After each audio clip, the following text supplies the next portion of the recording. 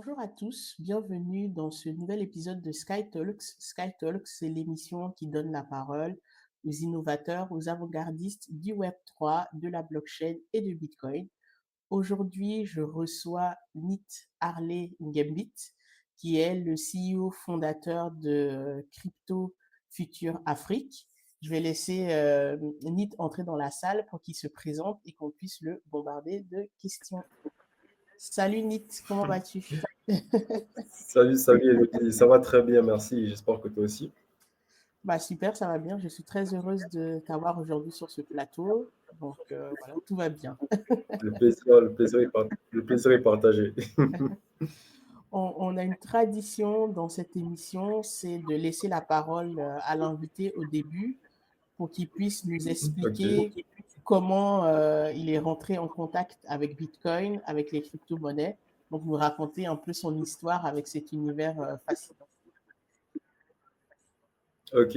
Alors, moi, c'est Ngambit Nitarlet, comme Elodie l'a si bien prononcé. Donc, je suis entrepreneur, blockchain entrepreneur, et j'ai découvert les crypto-monnaies en 2017. Et bien évidemment, comme toutes les personnes qui ont découvert les crypto-monnaies au tout début, tu comprends rien. Tu comprends rien et donc tu négliges un peu l'opportunité, tu négliges un peu le domaine. Et en 2020, pendant le coronavirus, c'est là que je retombe encore une fois sur le secteur d'activité et que là, vu que je suis obligé, parce que, comme je l'expliquais dans mon livre, j'ai découvert à travers une entreprise qui s'appelait CrowdOne. Et pour retirer son argent de CrowdOne, une fois qu'on te payait, tu devais retirer ça en crypto-monnaie. Du coup, je suis quand même un peu obligé, voilà, de t'intéresser aux crypto-monnaies si tu veux retirer ton argent. Et c'est ce qui a fait en sorte que je sois obligé de faire quelques recherches. Et c'est dans les recherches que j'ai fait que je me suis rendu compte qu'en fait, ce domaine-là est vraiment, vraiment très pertinent. Parce que à la base, je suis un gros panafricain depuis que je suis petit. Euh, j'ai toujours nourri cette volonté-là de voir l'Afrique à un autre niveau, de voir l'Afrique retrouver ses lettres de noblesse, que lorsqu'un Africain est quelque part, peu importe l'endroit où il soit respecté. Et je me dis que pour être respecté, ce n'est pas en écrivant toujours sur Internet, ouais, respectez-nous, etc. Non, il faut qu'on soit fort.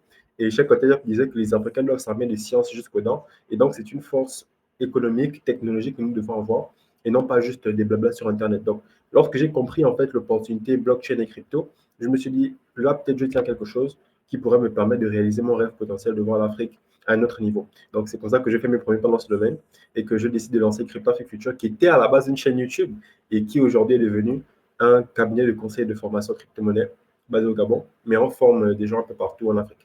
Voilà. Très, très belle présentation, surtout une belle motivation.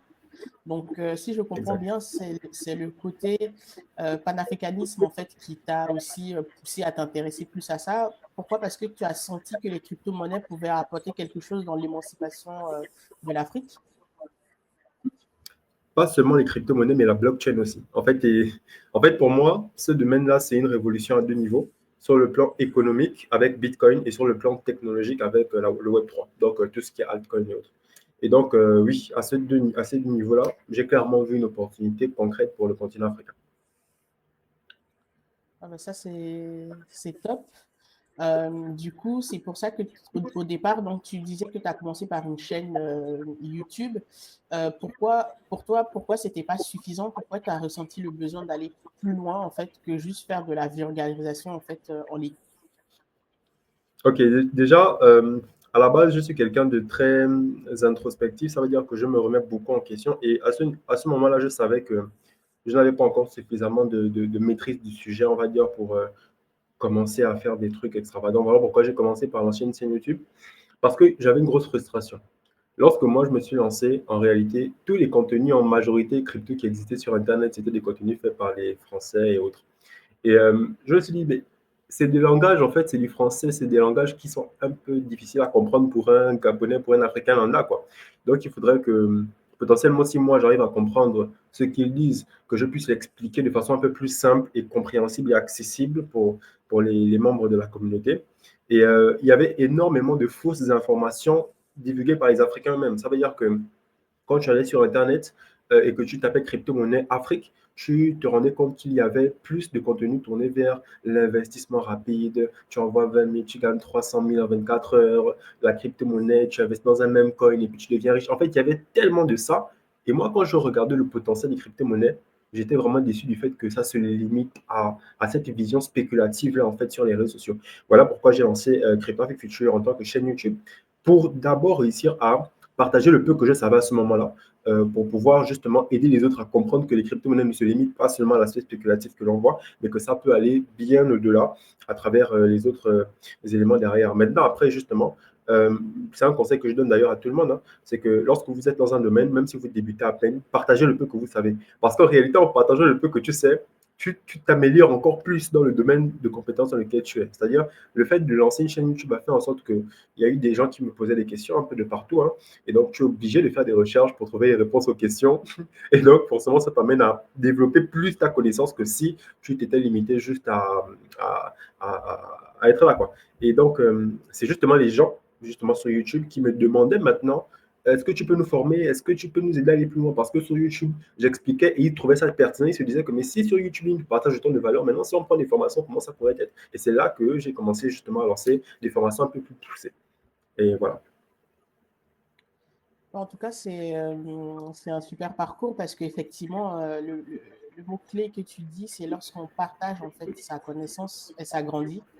Il y a un proverbe qui dit que la Exact. connaissance est la seule chose en fait qui augmente lorsqu'on la partage. Donc, Qui se multiplie quand on la je- divise. voilà, c'est ça Exactement. exactement. Donc, C'est ça. je ne peux aller que dans ton sens. Du coup, concrètement, comment ça se passe? Est-ce que tu peux nous donner un exemple? Du coup, tu accompagnes quoi, les particuliers ou bien les entreprises? Alors, ok. Alors, déjà, Crypto Future, on fait les deux. On accompagne les particuliers et les entreprises. Mais en réalité, la grande majorité de nos clients, c'est des particuliers. Parce que clairement, nous, on ne fait pas des formations classiques. Franchement, on a un programme de formation qui s'appelle Crypto Elite d'Afrique. Et en fait, le but pour nous, ce n'est pas juste d'éduquer les gens sur les crypto-monnaies.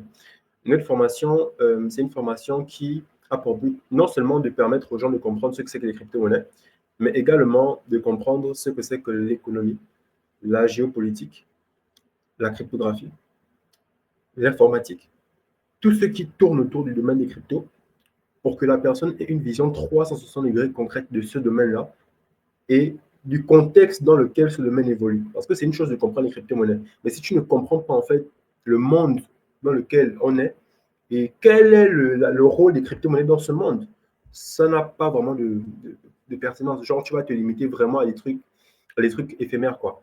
Alors que c'est un truc, ce domaine-là, c'est vraiment un domaine qui est vraiment beaucoup plus vaste et beaucoup plus profond, en fait, que l'on ne le perçoit. Donc, je suis quelqu'un de très spirituel également et je fais vraiment beaucoup de liens entre la spiritualité et les crypto-monnaies, tout en l'adaptant justement au contexte économique, géopolitique, etc. Ce qui fait en sorte que c'est une vision assez unique et originale de concevoir les crypto-monnaies que je transmets. Et c'est vraiment ça mon but, c'est que les gens puissent comprendre la philosophie et l'idéologie réelle, concrète derrière, pour réellement être capable d'anticiper les réels changements, parce que le monde est en train de changer du tout au tout. Vraiment, le monde est en train de changer. Et les gens ne le comprennent pas et ne le réalisent pas. Donc, j'essaie de partager cette vision-là que j'ai dans ma tête dans les formations, quoi, pour que les gens puissent avoir potentiellement cette même vision. Parce que je me dis que pour que les Africains puissent être acteurs de la création de ce monde de demain, il faut que les Africains aient cette vision-là, en fait. Et donc, voilà pourquoi je m'attelle à la transmettre à travers mes programmes de formation. Donc, c'est pas juste apprendre comment utiliser les crypto-monnaies, c'est un peu plus profond, ça va vraiment plus loin que ça. Ça marche. Donc, c'est vraiment une formation globale sur les enjeux aussi, ce que tu Ouais. disais, les enjeux, les mutations à venir, comment on peut se positionner dedans pour ne pas se laisser trop dépasser. Donc, du coup, imagine, on va prendre une situation fictive. Ok. Je suis une jeune Gabonaise en fait de 20 ans et Ok. voilà, je tombe sur ton contenu, je veux me former. Je connais rien à la crypto-monnaie, mais je me dis, bon, ça peut être un moyen pour moi d'investir et de préparer mon avenir. Qu'est-ce que tu me donnes en fait concrètement comme conseil? Et on va dire, quand je sors de ta formation, j'ai quoi dans mon wallet? Enfin, j'ai quoi concrètement en fait pour me préparer au futur? Très bonne question. Ok, alors, Si tu es une jeune étudiante qui veut investir, déjà, dans la formation, justement, on a un gros volet business et un gros volet investissement, éducation financière. Il faut que les gens comprennent que l'investissement, ce n'est pas quelque chose qui se fait quand on commence en fait dans la vie active, parce que en réalité, l'investissement a un but précis, c'est vraiment de sécuriser son patrimoine. Du coup, si tu n'as pas encore de patrimoine, ça ne sert à rien de concrètement investir. Ce que moi, je recommande toujours, c'est dans un premier temps de commencer par avoir une source de revenus. Et cette source de revenus-là peut venir soit en étant salarié, soit en lançant un business. Maintenant, lorsque tu es salarié, il y a des possibilités en tant que salarié, en même temps de pouvoir faire du business aussi. Mais l'idée, c'est d'abord d'avoir une source de revenus. Tu ne peux pas dire que tu vas investir parce que tu veux préparer ton avenir, sauf si tu veux devenir riche à 40 ans, quoi. Mais si tu veux vraiment euh, avoir une réussite un peu plus rapide. Genre rapide, c'est pas non plus 2 semaines, c'est genre 5 ans, genre en 3, 5 ans, 5 ans, 7 ans. Voilà, mais pas 40 ans. Le taureau du millionnaire, je pense que c'est un livre qui explique un peu ce processus-là.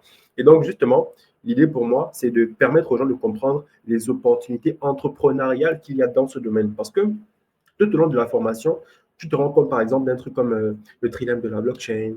Tu te rends compte que c'est un problème qui existe, qui n'a pas encore de solution. Tu te rends compte, par exemple, qu'il y a des blockchains qui apportent telle solution, mais que sur l'écosystème africain, il n'y a aucun projet qui apporte ce type de solution. Alors, en fait, je te permets de voir en fait les opportunités entrepreneuriales. Je te permets de voir que, par exemple, si tu es community manager de façon classique, tu peux devenir community manager blockchain, par exemple, parce qu'on recherche beaucoup de community manager blockchain. Tu peux être développeur blockchain, tu peux en fait avoir ta compétence classique et le fait de la jumeler avec la crypto et la blockchain te permet de pouvoir te démarquer déjà de tous ceux qui font comme toi.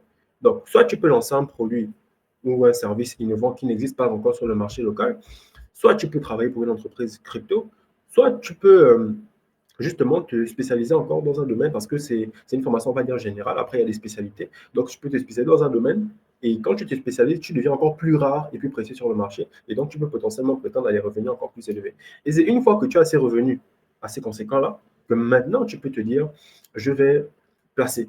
Même avant de placer, il y a des étapes. Avant de placer, il y a des étapes parce qu'il faut ça dépend de toi, alors, ça dépend du profil également, parce qu'on apprend aussi à l'investissement en fonction du profil.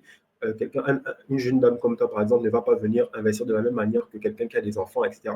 Donc, tu peux te permettre de prendre un peu plus de risques lorsque tu es un peu plus jeune. Par contre, lorsque tu as des responsabilités, déjà, il y a un certain niveau de risque qu'il ne faut pas prendre.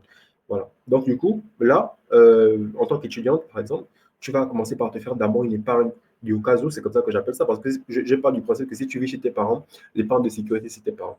Maintenant, si tu vis seul, ben là, justement, tu vas devoir avoir une épargne de sécurité parce que le coronavirus, je pense que ça nous a montré que si tu n'as pas d'épargne, tu es mort. Voilà, parce que du jour au lendemain, le monde peut changer et puis je peux te retrouver très, très, très mal. Voilà, une fois que tu as une épargne de sécurité, tu peux maintenant commencer à faire ton DCA. Et l'idée, c'est vraiment d'avoir une vision long terme.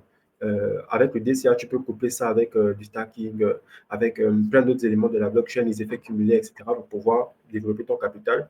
Et en fonction des crypto-monnaies que tu vas choisir, on a toujours une répartition bien précise, hein. On va dire 50% Bitcoin en général. Ce n'est pas un conseil d'investissement, hein. Je suis pas trop de conseils parce que bien évidemment, il faut prendre en compte le contexte et le profil de la personne. C'est vraiment important, donc ça dépend.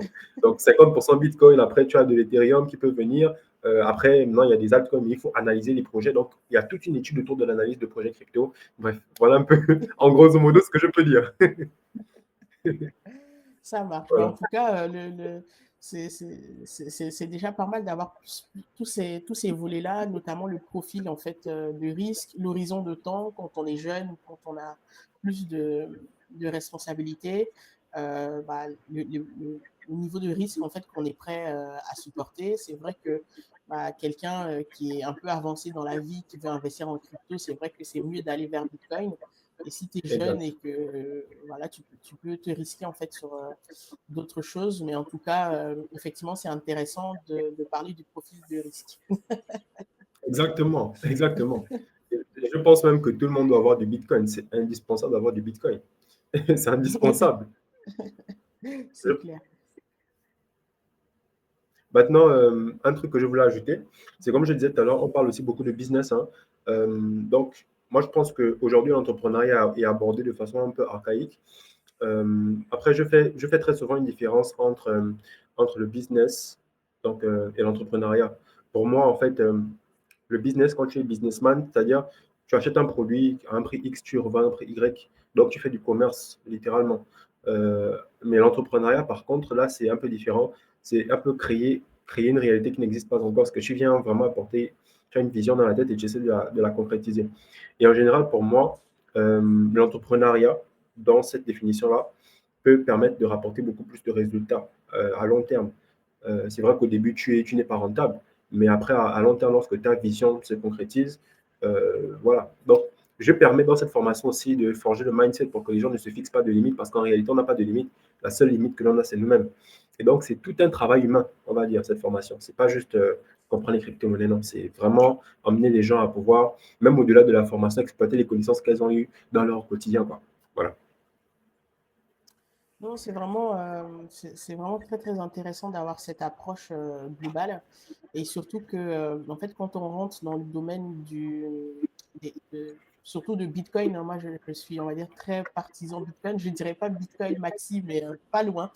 Ouais, Mais, ouais, ouais, je euh, comprends. mais Je comprends je- c'est le max, en tout cas. voilà. À un moment donné, on commence à les comprendre, hein, même si au début, on fait ah ouais, non, mais bon, au fur et à Exact, mesure, on commence à comprendre en fait leur point de vue. Mais en tout cas, exact. quand on commence à intéresser à un tel sujet, euh, on n'a plus trop goût à autre chose, donc on a envie de passer notre journée là-dessus. Donc autant que ton travail en fait soit relié à ça, donc créer de la Exact. valeur en fait dans le domaine, sinon tu vas trop t'ennuyer au travail, quoi. C'est clair, c'est clair, c'est clair. C'est trop passionnant. Voilà, c'est trop passionnant. Moi, j'avais une question au-delà du côté investissement. Pour toi, tu vois quoi comme autre opportunité spécifique que les cryptos peuvent représenter en Afrique? On va voir ça après, hein, mais en fait, il y a le sujet de la monnaie, en fait, qui est Oui, là, le franc CFA. ouais. Mais du coup, pour toi, en fait, bah, un jeune entrepreneur en Afrique ou un businessman qui crée une entreprise, est-ce que les cryptos ont un intérêt au-delà en fait de dire je vais investir une partie de mon argent en fait dedans? Ouais, ok. Ben, effectivement, l'investissement, on va dire, c'est même pas la chose que. J'ai un peu cette phobie-là, tellement les gens parlent d'investissement. J'étais même arrivé à un niveau où je parlais même plus d'investissement. Genre, quand les gens me parlaient, quand les gens me contactaient pour me dire oui, mais je veux investir en crypto-monnaie, je disais que la crypto-monnaie n'est pas un investissement. La crypto-monnaie n'est pas un investissement. En fait, c'était ma phrase fétiche parce que ça me fatiguait tellement les gens ne voient que ça. Alors qu'il y a tellement de choses, quoi. Voilà, donc si tu es un businessman et que tu veux te lancer, dans la crypto, déjà, la crypto, c'est un très, très, très bon moyen de paiement. Parce qu'aujourd'hui, justement, l'avantage de la crypto, c'est que ça te permet d'être une banque, d'être ta propre banque, on va dire ça comme ça. Donc, quand tu es ta propre banque, c'est-à-dire que tu as les clés, justement, d'accès à tes cryptos. Et à travers ça, tu gères ton compte et tu peux faire des transactions partout dans le monde.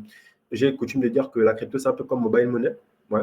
Sauf que c'est un mobile money international, vraiment, qui n'est pas contrôlable, qui n'est pas censurable. Donc, il y a beaucoup d'entreprises ici au Gabon, par exemple, que j'accompagne, qui font leurs paiements crypto, ils payent leurs fournisseurs à Dubaï, voilà, un peu partout en crypto.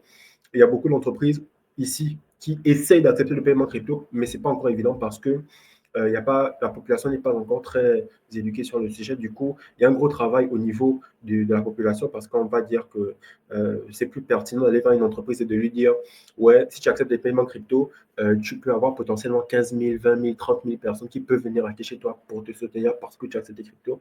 Mais par contre, si l'écosystème n'est pas encore très développé, c'est pas évident de mettre en avant ce type d'argument, quoi.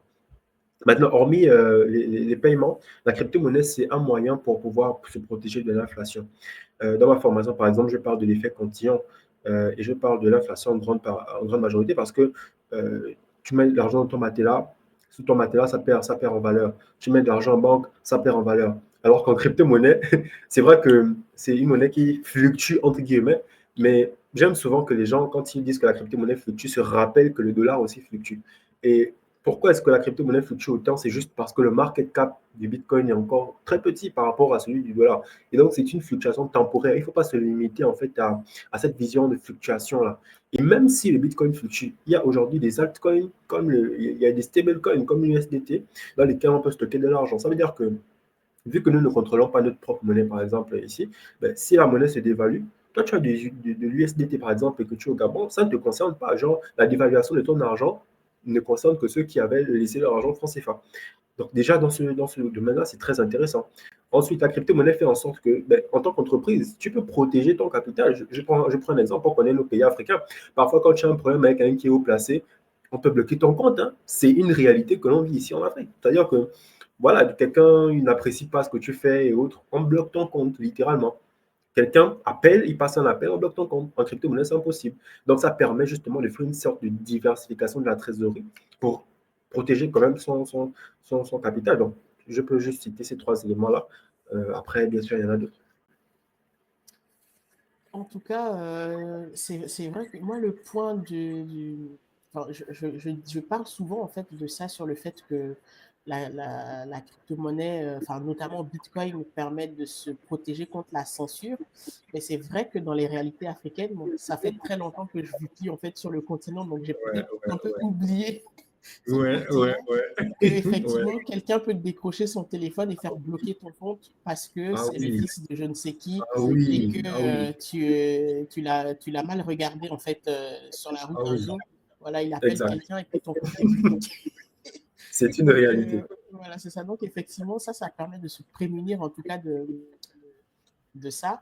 Et puis même, en fait, moi, je donne aussi l'exemple d'un État. Un pays, en fait, peut aussi avoir ses comptes qui sont gelés. Donc, si Exact. tu as un peu de Bitcoin à côté, ou en tout cas une crypto-monnaie incensurable, bon, tu peux l'utiliser pour échapper à des Le sanctions, par exemple. conflit, le conflit de l'Ukraine et la Russie nous ont enseigné dessus, hein.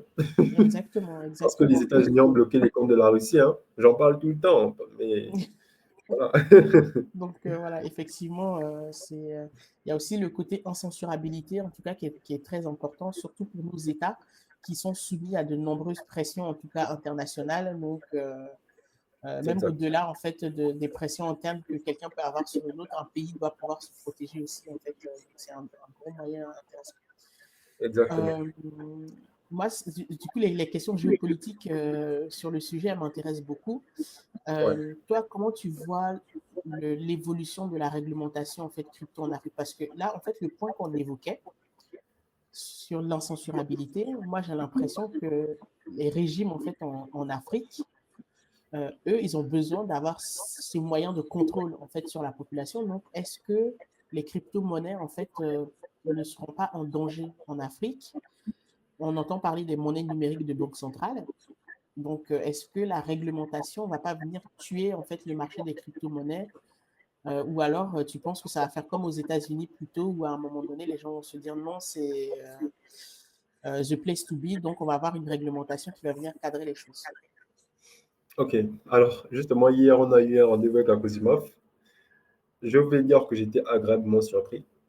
À ce rendez-vous-là, il y avait EasyChange, genre, il y avait plein d'acteurs crypto en tout cas. Et c'était vraiment des discussions de haut niveau. Franchement, j'ai été agréablement surpris parce que la Cosimaf a fait un bon travail déjà du moins, c'est les bases qu'ils ont mis dans la réglementation actuelle pour l'Afrique centrale, parce que je ne connais pas vraiment la réglementation dans la zone UEMOA. En tout cas, les acteurs de la zone UEMOA m'ont fait comprendre que là-bas, c'est pas. Du moins, la population bouge là-bas, mais les régulateurs, c'est pas qu'ils bloquent pas non plus, mais ils font rien non plus. Par contre, ici, je pense qu'ils sont déjà en train d'amorcer quelque chose de concret, parce que hier, par exemple, ils ont déjà statué sur le fait qu'ils ont une démarche, comment dire, éducative. Ils ont une démarche d'apprentissage, une démarche humble pour essayer de mieux comprendre eux-mêmes d'abord le sujet. Là, je parle de la COSUMAF. Et l'idée pour eux, c'est vraiment de discuter avec les acteurs pour être à l'écoute des réalités que les acteurs de l'écosystème, auxquelles les acteurs de l'écosystème sont confrontés, pour pouvoir justement mettre une réglementation qui permet d'encadrer le domaine sans stopper justement son développement. Donc, en vrai, je suis sorti de cette réunion très satisfait parce que Ils ont vraiment, vraiment cette vision-là, avec la Cosumaf en tout cas, d'accompagner le développement de l'écosystème. Ils n'ont pas vraiment une vision de blocage. Maintenant, il y a la Banque centrale. Il y a d'autres organismes autour, par contre, là, qui peuvent mettre des pressions, etc. Et je pense que c'est parce qu'il y a encore on va dire quoi, on est encore dans la culture de l'égocentrisme, du fait que tout pour moi, rien pour les autres. Mais là, c'est parce que justement, en réalité, il y a la France derrière qui exerce encore une certaine pression. Mais une fois que en fait, une fois que tous ces régulateurs auront compris, parce que j'estime qu'ils n'ont pas suffisamment compris. Et ils n'ont pas suffisamment compris parce que justement, il n'y a pas suffisamment de personnes qui parlent de ces aspects-là. Je prends un exemple. Hier, par exemple, lorsque j'ai intervenu à la COSUMAF, j'ai parlé d'un point précis, le fait que les États, justement, pourraient adopter le Bitcoin. Il y a quelqu'un qui s'est levé pour dire que un État ne peut pas adopter Bitcoin parce que une monnaie, etc., doit être basée sur des trucs réels, dans le matériel. Il ne faut pas qu'on se limite au virtuel, etc.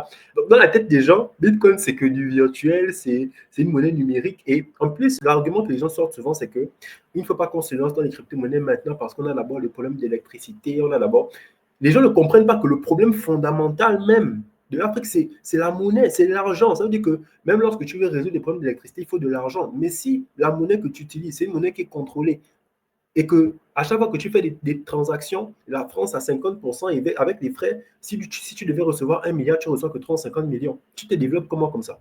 Il faut résoudre le problème de la monnaie, c'est la base, c'est le fondement. Et donc, ils n'ont pas encore suffisamment compris que Bitcoin, c'est une solution à ce problème. Mais je pense qu'en réalité, quand ils auront compris, vraiment compris, il y aura plus de frein. Il y aura vraiment, vraiment plus de frein. Sauf si après, il y a quelques-uns parmi eux qui veulent toujours maintenir le contrôle, en étant eux-mêmes contrôlés. Je ne sais pas, mais bon. Bah, ouais, ouais, moi, j'ai une vision un peu pessimiste, en fait, de la chose. Bon, en tout cas, merci beaucoup pour les lumières, en fait, que tu donnes. Ça fait plaisir de savoir qu'il y a des discussions, à minima, en tout cas, ouvertes, et que ces discussions-là, elles sont aussi, d'un point de vue, c'est pas localisé sur un seul État, et qu'elles se Ouais. discutent, en fait, au niveau d'une zone, en fait, monétaire, d'une zone de commerce. Donc ça, c'est très, très intéressant parce que de toute façon, à un moment donné, il faut une réglementation en fait qui touche une zone. On ne peut pas être un pays isolé en fait et faire quelque chose dans son coin. Ouais. Aujourd'hui, on voit que c'est les ensembles, en fait, les groupes qui, bah, qui marchent. Donc Tout à fait. voilà, Tout à donc fait. Et on n'a pas le puis, choix. et puis en réalité, selon moi, bon, avant ça, avant de dire ce que je voulais dire, est-ce que tu peux partager ta vision pessimiste, s'il te plaît? Je peux comprendre un peu. Ah oui, oui, oui. Non, ma vision pessimiste, c'est que la monnaie aujourd'hui, c'est un outil de contrôle. J'ai un écho. Je ne sais pas si il y a un Oui. point. Ok, c'est bon, vas-y. Ouais, là, tu m'entends? Oui, je t'entends. Est-ce que tu as encore Ouais. l'écho? Non, non, c'est bon. Ok. Voilà, donc du coup, je disais que ma vision pessimiste, en fait, c'est que la monnaie est un outil de contrôle très puissant. Donc, avec Oui. la monnaie, en fait, bah, tu contrôles ta population, tu peux imprimer en fait de l'argent pour endetter d'autres pays, tu peux utiliser en fait des fausses promesses en fait électorales. Donc, Ouais. la monnaie est un outil de contrôle qui est tellement puissant. Et Bitcoin, en l'occurrence, lui, il retire tellement ce contrôle-là en fait des États et des banques centrales. Donc, Mhm. j'ai bien peur en fait qu'il n'y ait jamais une adoption qui vienne du haut. Mhm. Sauf, on l'a vu au Salvador, parce que le Salvador, eux, ils voulaient se défaire d'un contrôle en fait qui est celui du dollar américain. Donc, Mhm. si on n'a pas en fait chez nous des gens qui veulent vraiment se défaire en fait du franc CFA et qui sont dans un système où ça les arrange, ça va être Mhm. très compliqué en fait que ces personnes-là poussent pour l'adoption d'une monnaie telle que Bitcoin. Donc, il va falloir que ça vienne en fait de la population. Ok, ok, ok. Je partage totalement, mais alors là, totalement ton avis parce que c'est ce que je devais dire, justement. Effectivement. Il faut que la révolution vienne du peuple. C'est totalement ça. Parce qu'ils n'auront pas le choix. Ils n'auront pas le choix lorsque tout le monde utilisera des crypto-monnaies. C'est totalement ça. Maintenant, pour que ça vienne du peuple, il faut beaucoup d'éducation. Il faut beaucoup de. En tout cas, je vais faire un constat. Depuis que je fais des formations, 90% de mes apprenants, c'est l'Afrique de l'Ouest. 90%. J'ai commencé en 2024 à communiquer fortement au niveau local. C'est pas facile. Les gens ont un mindset vraiment, c'est trop différent. Je prends un exemple simple, terre à terre. Lorsque tu parles de crypto-monnaie à un Ivoirien, Béninois, Burkinabé, s'il ne connaît pas, il va être curieux et te poser la question et te chercher à savoir plus. Tu parles de crypto-monnaie gabonais. S'il ne connaît pas, il va taper 2 mots sur Google. Il va lire un petit article. Et là, il est devenu expert. donc, donc, en fait, tu vas maintenant te retrouver à débattre avec quelqu'un qui vient à peine de lire juste un article et il va t'expliquer que ce qu'il pense là est vrai. Tu vois, c'est un peu chaud. C'est vraiment chaud. Du coup, c'est vrai que c'est l'éducation qu'il faut et que la révolution vient du peuple. Mais il y a des moments où je me dis, ah, est-ce que vraiment Ça ça va va être le faire? compliqué. Voilà. Mais on garde espoir en tout cas. On garde espoir et on continue, on lâche rien. Parce qu'à Bon, en force de tout cas, marteler. Et puis, j'ai aussi développé une petite théorie par rapport à ça. C'est que dans l'histoire de l'évolution de la monnaie, si on remarque, les humains, naturellement, vont abandonner une forme de monnaie par rapport à une autre parce qu'il y a des caractéristiques supérieures. C'est-à-dire que plus une forme de monnaie, en fait, je vais prendre l'exemple du troc. On a laissé le troc parce que la double coïncidence des besoins n'était pas évidente. Il faut que toi, tu aies ce que moi j'ai et que moi j'ai ce que tu veux. C'est pas évident. Donc, on a laissé ça pour aller au niveau des coquillages, par exemple. Les coquillages, tout le monde peut ramasser ça partout. Donc, ça ne peut pas conserver la valeur parce que le but de la monnaie, c'est de conserver la valeur dans l'espace, dans le temps. Donc, si ton coquillage, tout le monde peut l'avoir, il ne peut pas conserver la valeur dans le temps. Donc, ce n'est pas pertinent. On a laissé ça pour aller vers l'or. L'or, après, c'est vrai que c'est rare, c'est vrai que ça peut conserver la valeur, mais ce n'est pas facilement divisible et transportable. On a laissé ça pour aller prendre les certificats de dépôt qui sont devenus les billets aujourd'hui. Les billets, aujourd'hui, on utilise ça pour faire du blanchiment d'argent. Donc, on interdit, à cause de ça, justement, on est en train de digitaliser la monnaie pour interdire le fait que l'on fasse circuler les billets, etc., en grande quantité. Bon, ensuite, on a maintenant la monnaie numérique, parce que là, en ce moment, 90%, je pense, de la masse monétaire est numérique, en réalité. Donc là, vu que tout est devenu numérique, le problème qui va se poser justement avec les MNBC, donc comme je disais tout à l'heure, quand il y a un problème, on laisse la forme de monnaie qu'on utilisait pour aller vers une forme de monnaie plus évoluée. Donc on aura les MNBC qui vont être une monnaie d'oppression. Donc les États vont utiliser les MNBC pour oppresser le peuple. Et c'est à ce moment-là, selon moi, que le peuple va écouter et va être attentif à Bitcoin. Le peuple va se dire, ah mais j'entendais souvent des gens là qui disaient sur Internet que Bitcoin, c'était une monnaie libre, etc., etc. C'est pas mieux que l'on voit ça. Et ce qui m'a donné cette vision des choses, c'est le Nigeria. Il y a quelques temps, il y a peut-être 2 ans, lorsque le INAIRE est arrivé, tous les Nigériens sont arrivés sur Bitcoin. Tu vois. Et ça s'est passé dans un petit échantillon, mais je me suis dit qu'à l'échelle mondiale, ce sera la même chose. La grande majorité de la population va se lancer dans le Bitcoin une fois que les MNBC seront arrivés et que ce sera déjà un moyen d'oppression sévère. Voilà. Donc, je me dis que c'est maintenant que nous devons profiter d'acheter du Bitcoin en réalité. Mais en réalité, ceux qui achètent du Bitcoin maintenant, comment dire ça? Vu que le Bitcoin va rapporter énormément de sous plus tard, je pense que ce seront les personnes qui vont acheter le Bitcoin maintenant qui vont aider ceux qui viendront en retard à avoir du Bitcoin parce que ce ne sera plus possible d'avoir du Bitcoin de façon simple. Je ne sais pas si je me fais comprendre, mais c'est un peu cette vision-là que j'ai. Je me dis, voilà. Je ne sais pas si tu connais Taraskio. Non. Ouais, bah, en tout cas, c'est un bitcoiner Baxi qui vit à Abidjan et il a dit une phrase qui me fait penser à ce que tu viens de dire, que dans Mhm. quelques années, euh, ceux qui n'auront pas de bitcoin, en tout cas qui n'en auront pas assez, vont travailler pour ceux qui en ont. Waouh, waouh, waouh, c'est ça en fait. Waouh. Magnifique, waouh, super. Voilà, C'est donc ça en fait. ça résume cette vision et je la partage assez parce que je trouve que aujourd'hui on est dans un moment charnière. Et Ouais. bah, moi, j'avais pas fait cette analyse sur le fait que quand les MNBC allaient arriver, ça allait enfin, ça allait motiver les gens à aller sur Ouais. Bitcoin, parce que je voyais en fait derrière les MNBC beaucoup de coercition aussi, donc obligation en fait d'utiliser. Donc notamment si tu dois recevoir des prestations sociales, de l'aide de l'État, ils vont obliger qu'on les reçoive en fait via les MNBC. Donc je voyais beaucoup de Justement, coercition. Ouais. Par rapport à ça, justement, c'est pour ça que je disais tout à l'heure que je fais vraiment beaucoup de liens entre cette technologie blockchain-là et la spiritualité, parce que pour moi, la spiritualité, c'est en fait, on est tous un. En réalité, on est tous un.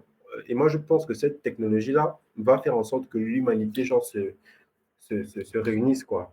Euh, Aujourd'hui, on dit diviser pour mieux régner, et c'est exactement ce qui se fait à l'échelle mondiale. Genre, on crée les religions, on crée les cultures, on crée tout un tas d'idéologies pour diviser les gens, etc. Et vu que l'argent, c'est le nerf de la guerre, l'argent, c'est le pilier même de tout, de tout. Alors, on ne peut rien faire sans argent. Il faut forcément que ce soit quelque chose comme ça de si puissant, l'argent qui va réunifier, on va dire, les... C'est peut-être une vision un peu optimiste ou bien je ne sais pas trop. Mais c'est ce sentiment-là que j'ai quand je vois Bitcoin. Quand j'ai découvert ce domaine-là, je vous assure, je ne peux pas expliquer, je ne saurais expliquer euh, le sentiment que j'ai eu quand j'ai lu certains articles et que j'ai compris vraiment c'était quoi. Je ne peux pas expliquer le sentiment que j'ai eu. Juste quand je lisais ça, quelque chose me disait, cette technologie-là va changer le monde. Lance-toi dedans maintenant, même si c'est pas encore. Je vais souligner un truc. Quand je me suis lancé dans ce domaine, j'étais en classe de terminale. Donc, comment dire, j'avais une vision claire de ce que je voulais faire. Je voulais faire dans l'informatique et tout ça, vu que je suis développeur de formation. Mais quelque chose m'a dit, tes trucs d'informatique là, oui, si tu veux faire informatique, sois développeur blockchain. En tout cas, tout ce que tu vas faire, la liste à la blockchain, parce que c'est un domaine qui va faire quelque chose. Et il faudra des gens qui vont contribuer à ça. Donc, c'est un peu comme une mission, on va dire, de vie. C'est comme que moi, je vois ça. Et j'ai vraiment ce sentiment-là que la blockchain va réunifier. La blockchain, tout est fait pour réunifier, quoi. Et comment dire, il y a une certaine vision aussi des choses qui fait que dans un système centralisé, lorsque le pilier central meurt, tout le système meurt. Mais dans un système décentralisé, tout le monde est un pilier central. Et lorsque je pense les gens vont comprendre ça, ils vont comprendre que c'est l'union qui fait la force au sens propre du terme, on va forcément s'unir. Et face à, en fait, vu qu'on va s'unir, l'union fera la force et les quelques personnes justement qui sont au contrôle et qui veulent tout contrôler, etc., je pense que ce sera plus difficile de contrôler les gens unis comme ça. Et donc, à long terme, je me dis, parce que personne ne peut t'empêcher d'utiliser du Bitcoin, même si les MNBC sont là, il y aura quand même justement la capacité, la possibilité, parce que les humains sont tournés. Euh, Elodie, Satoshi Nakamoto qui a adopté Bitcoin, tu imagines un peu comment il a pensé à tout. C'est bizarre. Comment il fait pour penser à tout comme ça? 21 millions de Bitcoin. Le dernier Bitcoin sera miné en l'an 100, 140. Bon, ça veut dire que lorsqu'il n'y aura plus de halving et tout ça, il a estimé que les frais de transaction seront suffisants pour compenser. Mais c'est trop puissant. Comment un humain peut réfléchir au futur comme ça? Moi, je me dis, c'est pas un hasard. Je me dis que c'est pas un hasard. C'est impossible que ce soit du hasard. Donc, forcément, il y a un truc qui fera en sorte que les gens s'unissent. Et si on doit arriver à un niveau où les frais de transaction de Bitcoin vont réussir à compenser les frais de minage, c'est que forcément le monde entier utilisera Bitcoin. Il n'y a pas d'autre explication, quoi. Voilà, c'est ça en fait, c'est qu'il y a, il y a un horizon de temps assez long pour que à un moment donné, il y a une révolution ou en tout cas Exact. un Black Swan qui fait C'est ça. que à un moment donné, Bitcoin devient l'unique solution possible. Et ça Exact. aussi, ça me fait penser à une autre de mes invités qui disait ça, que de toute façon, à un moment donné, il y aura un signe noir, un truc qui va se Voilà. passer, qui va créer un bouleversement. Donc, souvent, les révolutions, elles arrivent dans la douleur. Donc, à ce moment, en Voilà. fait, nos bacs de Bitcoin vont fondre, il y aura un problème. Et c'est à ce moment-là, en fait, que dans le chaos, Bitcoin va se présenter, en tout cas, comme une solution à ce problème. En tout cas, moi, les monnaies numériques de banque centrale, je pense qu'à un moment donné, parties comme ces parties, elles vont arriver. À un moment donné, elles seront là. Forcément. Voilà, elles seront Forcément. là. Tous les fantasmes vont disparaître. On va voir concrètement en fait ce que ça donne. Et mon petit doigt me dit, et je partage totalement ce que tu disais, qu'à ce moment-là, les gens vont se rendre compte que c'est pas vraiment en fait la panacée et qu'il y a d'autres choses en Ouais. fait qui sont plus intéressantes. Ça Tout me à fait fait. penser à un post que tu as fait où Mhm. tu as partagé la vidéo en fait d'un monsieur qui se Voilà. targue d'avoir beaucoup de diplômes et qui explique que la suite de la monnaie c'est la MNBC. Je te Mhm. propose en fait de passer la vidéo et qu'on puisse la commenter ensemble. Qu'est-ce que tu en dis? Ok, ça marche, on y va. Ça marche. Attends, je vais l'ajouter à la scène. Ajouter à la Ah, scène. Ah, pardon. bon, je vais vous faire un peu mon parcours. Je suis issu de l'école américaine. Je suis issu de l'école américaine. Et pour faire mon doctorat, j'ai quitté les États-Unis pour venir le faire à l'université. J'ai fait le premier doctorat en économie numérique d'Afrique occidentale, qui a recoupé 3 départements, les mathématiques, l'informatique et l'économie. Je l'ai fait ici au niveau de l'université. Parce que ma spécialité, ce sont les monnaies numériques de banque centrale. C'est le premier doctorat au monde sur les monnaies numériques de banque centrale que l'euro va faire en octobre, comme le Digital Yuan. On est à l'ère des monnaies numériques de banque centrale. La monnaie a changé de nom. Ça s'appelle monnaie de stabilité sociale. Il faut qu'on quitte ce CFA. Et, professeur, je vais vous donner une information. Les banques européennes ont quitté. Il y a plusieurs professeurs ici. Ouais, okay, le professeur Ndiaye, que je connais bien et que souvent que je discute avec. Les banques européennes ont quitté parce que l'euro sera digitalisé en octobre. Ils ne vont plus utiliser le système Visa, ni Mastercard, ni American Express. Je fais partie du comité qui doit se réunir le 9 à Londres pour les 2 nouveaux ISO. Le ISO 20 au 22, qui est le système de messagerie, et le ISO que nous connaissons encore, qui s'appelle le 13133. On va avoir des wallets de banque centrale. Toutes les banques commerciales vont disparaître.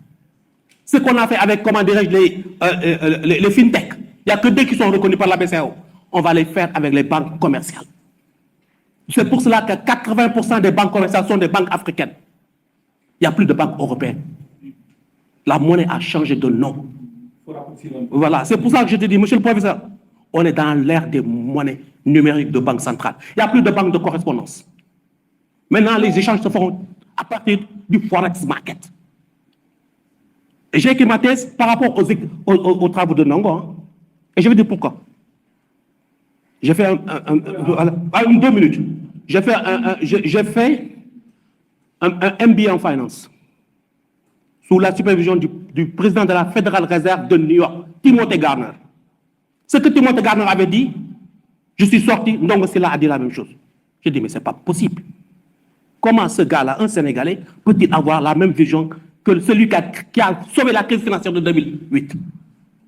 Alors j'ai dit que je vais écrire ma thèse sur ces travaux. Merci.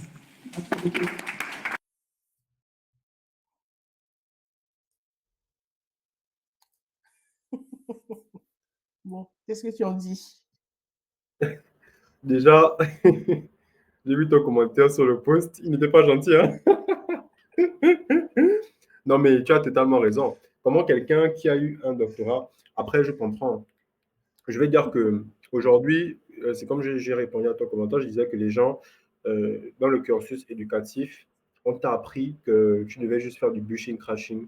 Donc, tu as appris quelque chose en cours, tu viens recracher ça en devoir, et c'est juste la même chose qui se répercute lorsque tu deviens docteur et autres, quoi. Et donc, je me dis, encore une fois, il faut qu'on revoie notre système éducatif africain, parce que c'est ce système éducatif qui tue l'esprit critique, et c'est le fait que l'esprit critique soit absent qui fait en sorte que l'on pense que tout ce qui se fait en Europe doit être calqué pour l'Afrique. Donc, moi, je pense, si j'étais lui, vraiment, j'ai fait des études MNBC comme ça, etc., etc. Moi, je mets les bateaux dans les roues au projet. Même les bateaux dans les roues au projet, monsieur. Si vous voyez notre vidéo, mettez Bitcoin en avant et mettez les bateaux dans les roues à ce projet. Parce qu'effectivement, si vous comprenez vraiment les MNBC, moi, je vois ça comme un compte Facebook. Aujourd'hui, parfois, Facebook bloque ton compte. Je ne sais pas pourquoi. Mais on va bloquer nos comptes comme ça. Aujourd'hui, lorsqu'il y a un problème économique, les banques sont obligées d'imprimer de l'argent pour venir résoudre ce problème économique-là. Mais dans quelques années, avec les MNBC, on n'aura plus besoin d'imprimer de l'argent. Il suffira de venir taper dans l'épargne des gens. On va te soutenir de l'argent de temps. Déjà qu'en ce moment, en France, par exemple, il y a déjà des discussions autour du fait d'utiliser et d'exploiter l'épargne publique pour régler les problèmes. Donc, imaginez un peu lorsque ce sera possible et que le peuple ne pourra pas avoir de marge de manœuvre.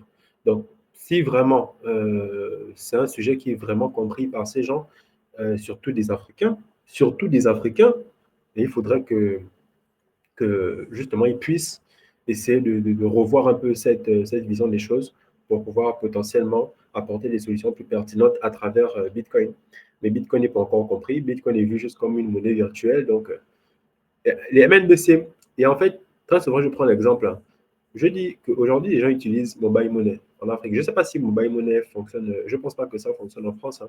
Je pense que là-bas, c'est plus les comptes bancaires, n'est-ce pas? Oui, mais on peut utiliser mobile money ici, mais pour faire des envois au pays, par exemple. Ben voilà. Ça Donc, marche en ici, fait, mais ce n'est pas un truc qui est utilisé dans le quotidien. C'est vraiment pour faire des transferts d'argent. voilà.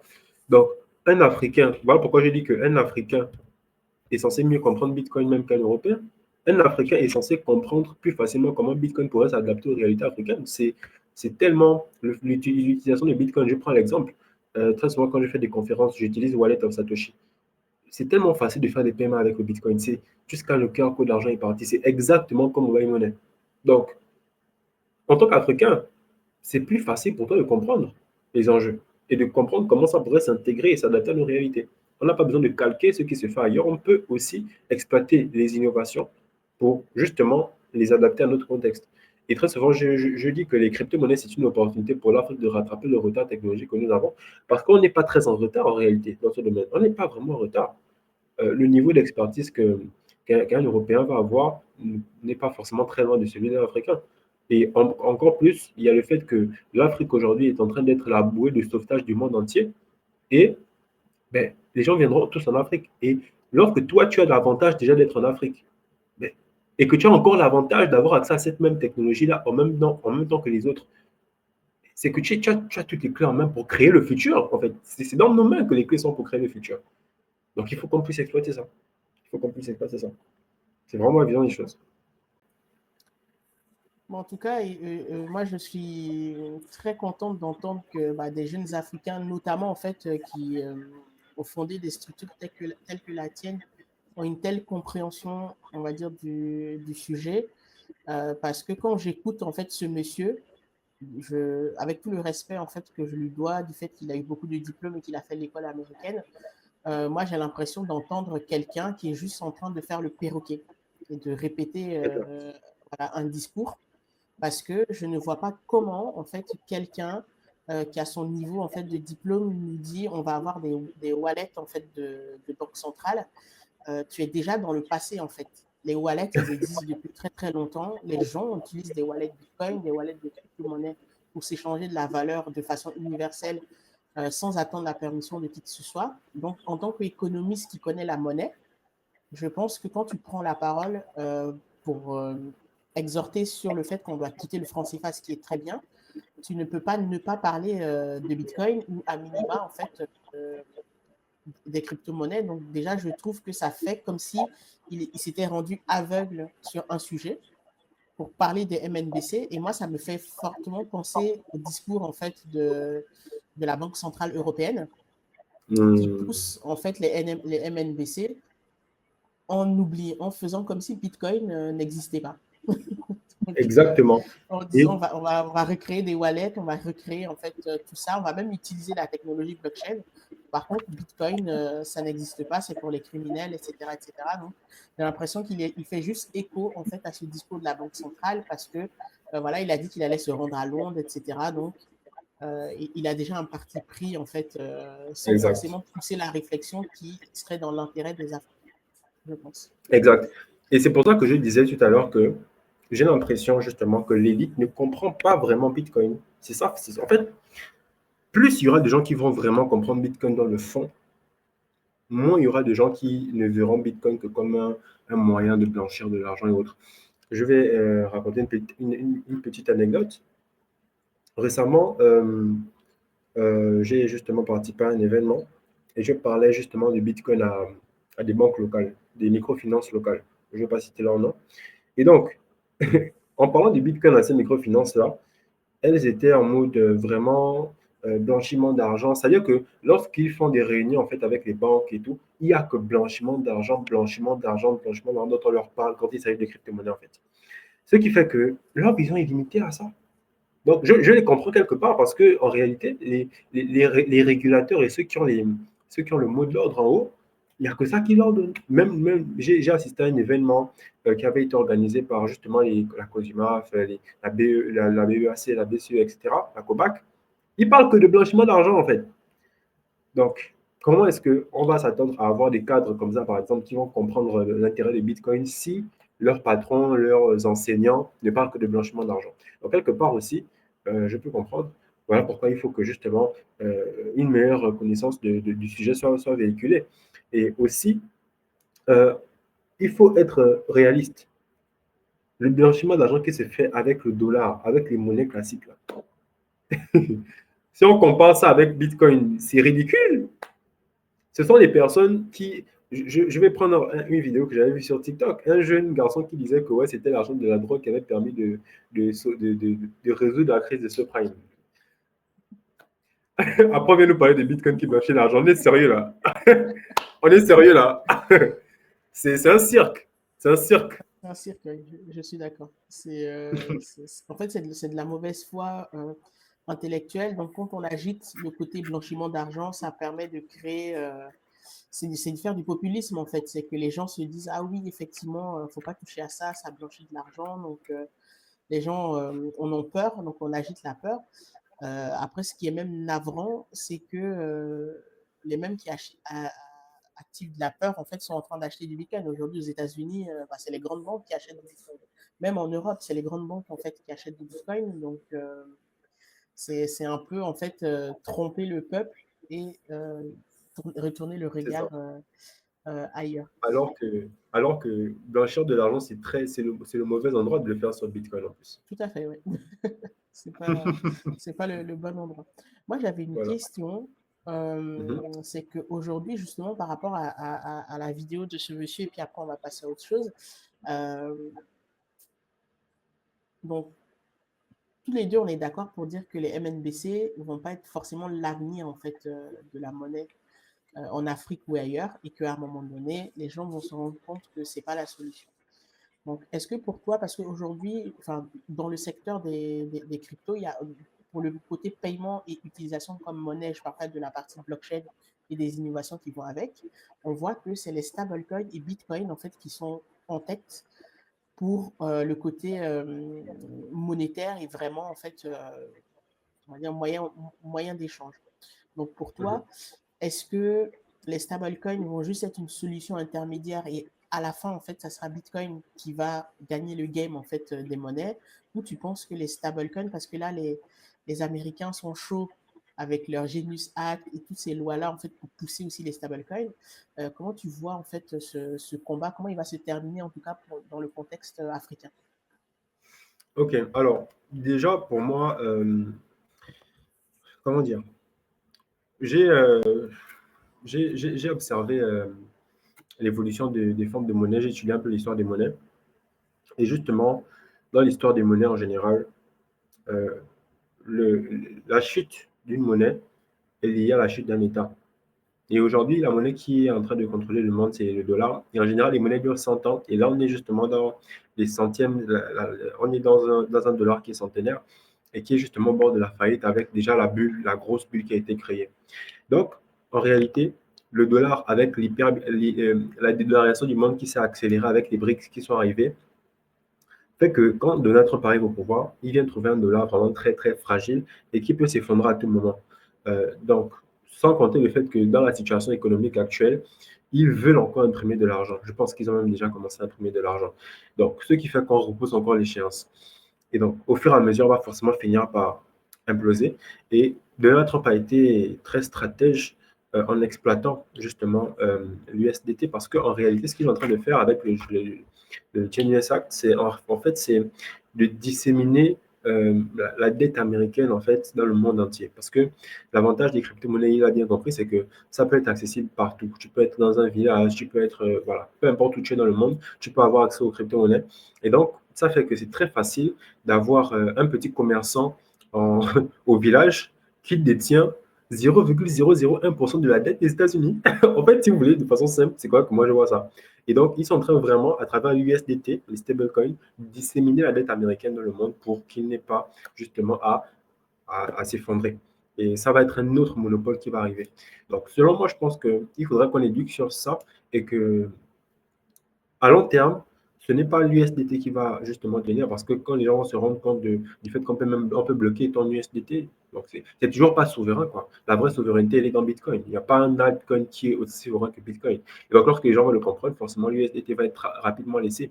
Et je me dis aussi que les BRICS en face ne vont pas se laisser faire avec l'USDT et que certainement, ils vont lancer un système multipolaire qui viendra contrecarrer l'USDT. Et si ce système-là est pertinent, je pense que le monde pourrait l'adopter et ce sera en tout cas beaucoup plus sain d'avoir une monnaie multipolaire qu'une monnaie unipolaire comme l'USDT, quoi. Maintenant, pour ce qui concerne l'Afrique, je me dis que, en vérité, euh, pas en vérité, je ne sais pas si c'est la vérité ce que je dis, je donne des théories, mais euh, le Bitcoin sera une phase de transition, je pense, parce que je ne pense pas que tous les pays du monde vont utiliser Bitcoin comme monnaie, du moins dans les 50 prochaines années, je ne pense pas. Je pense par contre que le Bitcoin aujourd'hui pour l'Afrique, c'est une opportunité d'avoir un moyen de transition vers une nouvelle monnaie. Parce qu'on ne peut pas avoir une monnaie africaine, en réalité, si on n'a pas encore rendu nos économies assez productives, assez performantes. Et là, justement, Bitcoin va être un moyen de pouvoir de rester connecté à l'économie mondiale, même si on sort de l'euro, en fait, même si on sort du franc CFA. Et c'est ce qui nous manquait. Il nous manquait un moyen de rester connecté à l'économie mondiale, même si on sort du franc CFA. Et c'est ce que Bitcoin vient apporter. Après, maintenant, à travers la stabilité qu'on pourra créer avec le Bitcoin, on pourra maintenant créer notre propre monnaie qui pourrait être justement un stablecoin, mais adossé à notre monnaie, pas à l'USDT, parce que l'USDT reste une propriété des États-Unis. Donc, pour moi, une vision optimiste, ce serait que les Africains, à long terme, aient leur propre monnaie numérique. Voilà.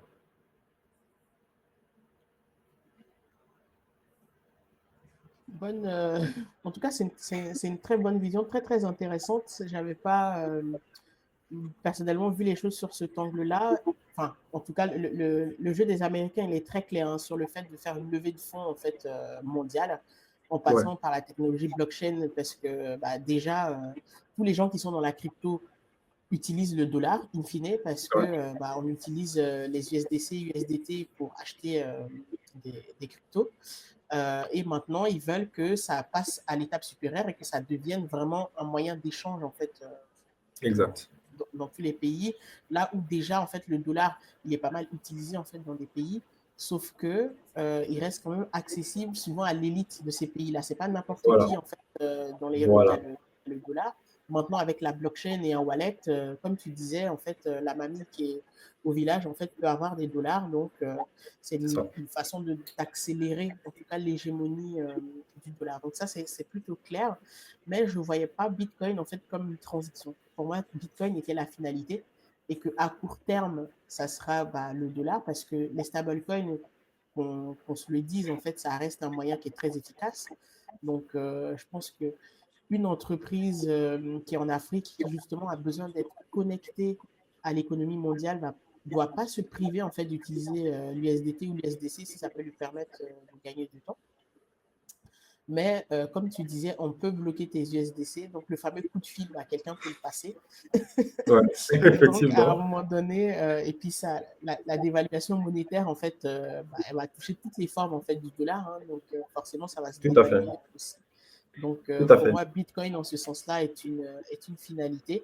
Mais ça sera un Bitcoin où je pense que si un État se dit, je veux adopter un Bitcoin et que bah, les gens l'utilisent, donc je veux être souverain là-dessus, c'est bah, de faire du minage, d'avoir ses propres nœuds et de faire du Bitcoin sans dépendre en fait de quelqu'un. En fait, je voulais préciser, Hmm. j'ai dit en fait dans les 50 prochaines années, c'est-à-dire que Bitcoin ne sera qu'une transition pour moi dans les 50 prochaines années. Maintenant, après, même lorsque l'on aura notre propre monnaie, selon moi, après les 50 prochaines années, même lorsqu'on aura notre propre monnaie, la valeur du Bitcoin aura déjà tellement, tellement, tellement explosé et la valeur unitaire d'un Satoshi sera déjà tellement, tellement, tellement élevée. Et la praticité, parce que c'est ça la puissance de Bitcoin, c'est que c'est pratique et c'est mondial.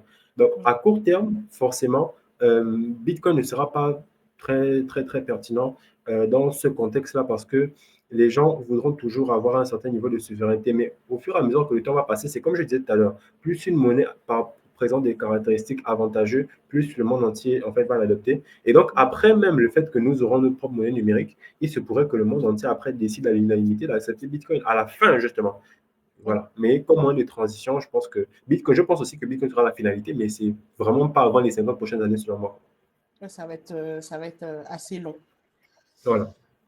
Donc là, on arrive à la fin de l'heure. Moi, j'aimerais te poser quand même des questions plus personnelles par rapport à Crypto Afrique Future, ce que tu as déjà fait en fait dans ta vie. Je sais que tu as écrit un livre, donc je vais l'afficher en fait ici. Est-ce que tu peux nous en dire plus sur ce livre? Ok. De sceptiques à passionnés par les crypto-monnaies. Alors, pourquoi j'ai écrit ce livre? Je l'ai écrit parce que les réalités locales font que les gens sont très sceptiques de ce domaine-là. Et justement, il fallait que je puisse avoir un manuel qui permettra aux gens facilement de pouvoir déjà, de façon visuelle, rien qu'avec le titre, comprendre que peut-être qu'il y a des choses qu'ils n'ont pas encore compris par rapport à ce domaine et donc que potentiellement, ils puissent ouvrir une brèche de réflexion. Parce que les gens, une fois qu'ils se sont fait arnaquer à travers les crypto-monnaies, allez, ils ne voient que ça, quoi. Et donc, dans ce livre-là, dès le départ, je commence justement à expliquer que, gars, la crypto-monnaie, ce n'est pas une arnaque. Moi-même, je me suis fait arnaquer. Moi-même, j'explique mes anecdotes, comment je me suis fait arnaquer beaucoup d'argent quand j'ai commencé dans ce domaine-là. Parce que justement, je croyais aussi aux promesses d'argent rapide, etc. Mais que non, c'est pas ça. Et après, ça, c'est la première partie du livre. Après, justement, j'explique ce que c'est réellement la crypto-monnaie, que c'est une monnaie qui a pour but voilà, de permettre que tu puisses devenir ta propre banque. En tout cas, je fais vraiment un gros travail pédagogique à l'intérieur. Maintenant, après, en réalité, le titre, c'est crypto-monnaie, c'est vrai, de cette capacité par les crypto-monnaies. Mais après que tu as compris les crypto-monnaies, je viens maintenant te ramener la blockchain, quoi, subtilement, pour te faire comprendre qu'en fait, la crypto-monnaie, ce n'est qu'une toute petite partie de quelque chose de beaucoup plus grand qu'est la blockchain. Et donc, le but de cette partie, donc le reste du livre, c'est de faire comprendre comment est-ce que la blockchain va changer le monde tel qu'on le connaît aujourd'hui. Donc, tu as déjà compris le contexte économique, parce que je disais que pour moi, ce domaine-là, c'est une révolution économique et technologique. Donc, une fois que tu as compris le volet économique, parce que j'essaie d'expliquer ça avec des termes faciles, que les gens comprennent c'est quoi l'inflation, que les gens comprennent c'est quoi l'effet cantillon, parce que c'est justement l'effet cantillon qui fait que les riches deviennent de plus en plus riches et les pauvres de plus en plus pauvres. C'est parce que lorsqu'on imprime de l'argent, on ne vient pas te voir pour te dire oui, Elodie, on vient d'imprimer de l'argent, tiens ta part. Non, non. Quand on imprime de l'argent, ce sont ceux qui ont les moyens d'emprunter qui peuvent bénéficier de cet argent-là. Et ceux-là, lorsqu'ils font des dépenses, lorsqu'ils emmènent cet argent sur le marché, ça dilue la valeur de l'argent. Ce qui fait qu'eux, ils profitent de la création monétaire, mais nous, le peuple, on subit les conséquences. C'est ce genre de réalité qui fait prendre conscience aux gens qu'en réalité, on vit dans un monde injuste et si nous, la population, le peuple, on n'a pas des armes de défense, des armes qui nous permettent de pouvoir contrecarrer cela, on reste perdant. Donc, j'essaie de faire prendre conscience aux gens en fait de cette injustice qu'il y a. Et une fois qu'on arrive dans la blockchain, je te fais comprendre que clairement sur Internet, tu n'es pas vraiment libre, quoi. Tu n'as pas de souveraineté sur Internet. Donc, au niveau du Web3, tu comprends un peu que dans le futur, il y aura certainement des applications décentralisées. Donc, on pourra plus bloquer ton compte comme on veut. Tu pourras gagner de l'argent si tu es créateur de contenu, si tu es artiste. Bref, j'essaie un peu de donner une vision claire du futur, en fait, de la technologie et de comment, à la fin, de comment l'Afrique peut se positionner. Voilà. Donc, c'est ça le but du livre, vraiment. Super. Bah, en tout cas, c'est cohérent avec le début de ton parcours que tu as présenté au début de l'émission, du fait que Ouais, bah, tu étais toujours dans le partage de connaissances. Donc, c'est toujours bien d'avoir des livres comme le tien, surtout en exact. français. Ouais, Surtout en français, je trouve que la francophonie n'a pas encore assez en fait de contenu, en tout cas comme le côté anglophone, de bon contenu, de qualité ouais, parce qu'à un moment donné, quand on commence à diguer en fait dans le sujet, très vite on bascule vers du contenu anglophone et je trouve que ouais, c'est une très bonne chose qu'on puisse l'avoir, surtout côté francophone africain aussi, donc avec ouais, nos langages, tout à fait. notre Nos contexte, notre réalités. façon, ouais, nos réalités. Ouais. Donc, en tout cas, félicitations pour ça. Merci. Et puis, en vérité, un livre, Un livre, c'est une grosse preuve sociale en Afrique. Quand tu as écrit un livre, ah, tu as écrit un livre, waouh, tu as écrit un livre, waouh. C'est une grosse preuve sociale aussi, ici en réalité. Voilà. Voilà, donc c'est bien, ça permet d'appuyer un peu plus en fait le message. Exact. Là, j'ai encore le petit écho. Mhm. Je ne sais Ah pas oui, ok. si. Ouais. Ok, c'est Ok. bon. Ouais, ouais, là, c'est un peu mieux. Bon, de toute façon, on a terminé. Je ne sais pas si tu m'entends toujours. Oui, oui, je t'entends très bien. Ouais, ouais, ok. Donc, en fait, je disais que bah, on va essayer de conclure, en fait, l'émission et je voulais que tu donnes ton conseil aux jeunes Africains, en fait, qui veulent rentrer dans le monde de la crypto aujourd'hui. Qu'est-ce que tu leur conseilles si tu devais donner, par exemple, on va dire, allez, trois conseils de qualité à un jeune qui veut rentrer aujourd'hui dans le domaine des crypto-monnaies, de la blockchain, qu'est-ce que tu lui dis? Ok, alors, si tu es jeune africain, je vais te dire déjà et te faire un constat simple.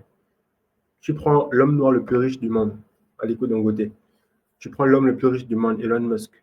Aliko Dangote, 20 000 milliards de dollars. Elon Musk, 300 000 milliards, 300 milliards de dollars. Donc, 20 milliards de dollars, 300 milliards de dollars. Tu vois un peu l'écart. Et si tu remarques bien, la majorité des personnes très successful, les plus riches de ce monde en tout cas, ils partagent tout simplement en commun, c'est qu'ils sont dans la technologie, dans le domaine de la tech. Alors, nous les Africains, en fait, le problème avec nous, c'est qu'on est plus dans euh, le fait d'utiliser on fait l'agriculture, etc., etc. Mais quand on fait cette agriculture, quand on fait l'extraction du pétrole, etc., on le fait avec la technologie des autres. Et c'est justement l'outil en fait technologique qui rapporte le plus de valeur, parce qu'il rapporte le plus d'argent. Donc nous, les Africains, on gagnerait en fait à se lancer dans la technologie, en fait, pour justement pouvoir réellement être non seulement en compétition avec les technologies des autres, mais aussi être souverain et potentiellement imposer nos technologies au monde. C'est vraiment ça ma vision qu'un jour, on est des GAFAM africains. Parce qu'en réalité, le but de Crypto Future, ce n'est pas juste d'être un centre de formation, c'est la première étape de notre projet. Le but, c'est d'être le, le premier incubateur de start-up blockchain au monde. C'est ça vraiment la vision finale de Crypto Future. Et donc, pour ça, il faut que les Africains comprennent qu'ils doivent s'intéresser à la science. Donc, si tu es jeune, sois curieux et renseigne-toi beaucoup sur les outils, sur la science, etc. etc. Parce que les technologies telles que la blockchain, l'intelligence artificielle, c'est des technologies qui vont forcément être très utiles. Et donc, si tu te lances dedans maintenant, ce sera un gros avantage pour toi. Ensuite, il faut prendre conscience d'une chose, c'est qu'en Afrique, nous avons ce complexe-là de se dire c'est le blanc qui est fort. C'est le blanc qui est fort. Donc, il faudrait déjà retrouver la confiance que l'on a en soi-même.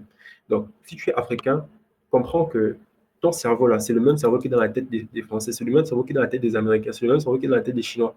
Donc, tu n'as pas à te sentir complexé. Au contraire, tu dois comprendre que même les sciences, là, Kalala Moutoune nous a montré que ça vient de l'Afrique. Donc, tout ce qui est technologique, fais comme si c'était toi le papa de ça. Et donc, approprie-toi ça sans complexe. Vraiment, ça, c'est lié vraiment au premier conseil, sans complexe. Et troisièmement, il faut rêver. Il faut rêver. Parce que beaucoup d'Africains sont pessimistes. Beaucoup d'Africains se disent non, c'est plus possible. Voilà, c'est trop tard. Non, il n'est pas trop tard. C'est, en fait, en réalité, celui qui a créé l'avion, il ne pouvait, en fait, les gens le prenaient forcément pour un fou lorsqu'il se disait, ouais, moi, je veux faire voler un métal qui pèse des tonnes dans les airs. Mais il a cru en son rêve et il a réussi à matérialiser ce qui était dans sa pensée. Donc, si aujourd'hui on a un rêve africain, on doit le rêver à fond et ne pas douter de ce rêve-là. Donc, les trois conseils, lançons-nous dans la science. Lançons-nous dans la science sans complexe et lançons-nous dans la science sans complexe et avec une conviction forte dans cette vision, dans ce rêve-là africain. Donc, voici les trois conseils que je donnerais à un jeune africain. Bravo. Je n'aurais pas dit mieux. En tout cas, merci pour ces conseils. En tout cas, moi, je suis très contente d'avoir réalisé cette interview avec toi. Il y avait beaucoup de valeurs, Pareil. beaucoup d'enseignements. Donc, j'espère que il va être vu par le plus grand nombre parce qu'on a discuté de sujets qui sont ô combien importants pour l'Afrique et même, on va dire, Ouais, pour le monde parce que bah, ce sont ouais, des sujets, en fait, c'est des conseils, en fait, qu'on peut donner à n'importe quel jeune, en fait, tout à fait. dans le monde. Donc, Tout à je fait. te remercie beaucoup, Nit, pour ton temps.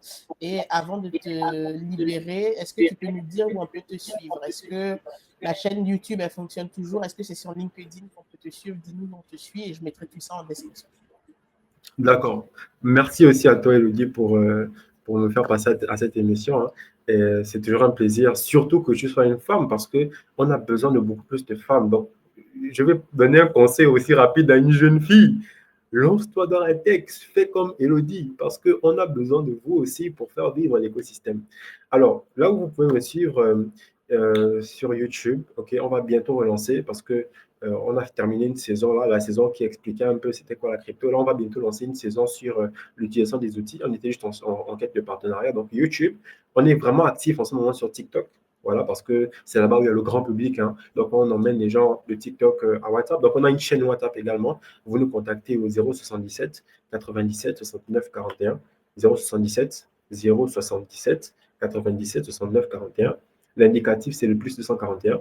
Vous nous contactez et puis on vous intègre à la chaîne WhatsApp. Il y a aussi la page Facebook et LinkedIn sur lesquelles on partage nos actualités, nos réflexions.